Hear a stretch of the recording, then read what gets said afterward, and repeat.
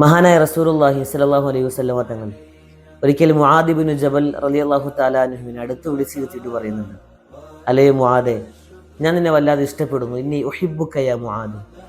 എൻ്റെ പ്രവാചകൻ പറയുകയാണ്, ഞാൻ നിനക്കൊരു കാര്യം പഠിപ്പിച്ചു തരട്ടെ? അതെ പ്രവാചകരെ, അങ്ങ് തീർച്ചയായും പഠിപ്പിച്ചു തന്നാലും.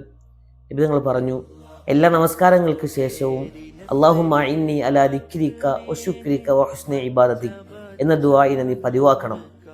എങ്ങനെയാണ് ഒരു സമുദായത്തെ വാർത്തെടുക്കേണ്ടത് എന്ന് നബി തങ്ങൾ സല്ലല്ലാഹു അലൈഹി വസല്ലമ തങ്ങൾ ഇവിടെ പഠിപ്പിക്കുന്നുണ്ട്. ഒരു കുട്ടിയെ അടുത്ത് വിളിച്ചിരുത്തിയിട്ട് അവനോട് സ്നേഹം പങ്കിട്ട് അവനോട് ഒരു കാര്യം ഞാൻ നിനക്ക് പറഞ്ഞു തരട്ടെ എന്ന് ചോദിച്ചു കഴിയുമ്പോൾ സ്വാഭാവികമായിട്ടും ആ കുട്ടിയുടെ മനസ്സ് നമ്മളോട് എടുക്കും.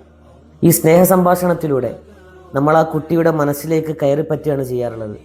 പലപ്പോഴും ഈ ദീനിയായ കാര്യങ്ങൾ നമ്മുടെ കുട്ടികളോട് നമ്മൾ പറഞ്ഞു കൊടുക്കുമ്പോൾ ഒച്ച വെച്ചോ അല്ലെങ്കിൽ ദേഷ്യപ്പെട്ടോ നമ്മൾ പറഞ്ഞു കൊടുക്കുന്ന രീതികളൊക്കെ.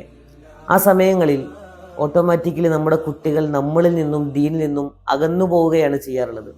അതുകൊണ്ട് പ്രവാചകർ സല്ലല്ലാഹു അലൈഹി വസല്ലമ തങ്ങൾ എങ്ങനെയാണ് പറഞ്ഞു കൊടുക്കേണ്ടത്, അവരെ അടുത്ത് വിളിച്ചിരുത്തേണ്ടത് എങ്ങനെയാണ്, അവരോട് ഉണർത്തി കൊടുക്കേണ്ടത് എങ്ങനെയാണ് എന്ന് വ്യക്തമായ രീതിയിൽ നബി തങ്ങൾ ഈ ഹദീസിലൂടെ നമുക്ക് പഠിപ്പിച്ചു തരികയാണ്.